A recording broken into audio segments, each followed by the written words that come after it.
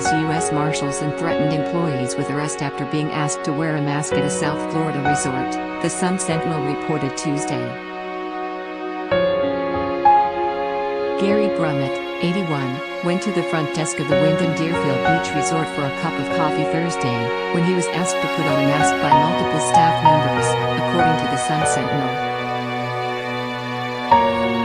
Brummett proceeded to display a laminated card claiming he was medically exempt from having to wear a mask, the Sun Sentinel reported. The manager did not back off, asking Brummett once again to put on a mask. "Do you know what this means? I'm a U.S. Marshal and can have you arrested if you force me to wear a mask," Brummett told the manager, pointing to a badge on his belt, according to the Sun Sentinel.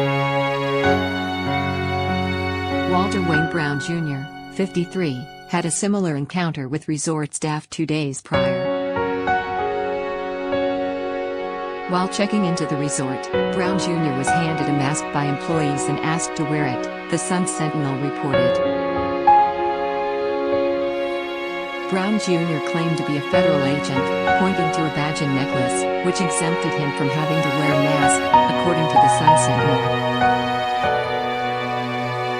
The next day, Brown Jr. was again asked to wear a mask by resort employees, the Sun Sentinel reports. Brown Jr. threatened to have the manager arrested, again claiming to be a federal agent. Brummett and Brown Jr. were confronted by police in a resort restaurant Thursday. The men were donning Cherokee Nation Marshal badges and handed police cards tying them to the Aniyvwiya Tribal Nation, according to the Sun Sentinel. They also wore face mask exempt notice cards around their neck which claimed they were not required to put on a mask under the Americans with Disabilities Act, the Sun Sentinel reported. Neither men have been employed as U.S. Marshals or are members of the Cherokee Nation Marshal Service, the Sun Sentinel reported. The Cherokee Nation Principal Chief confirmed neither men were part of his tribe. The face mask exempt notices the men wore around their necks were also fake.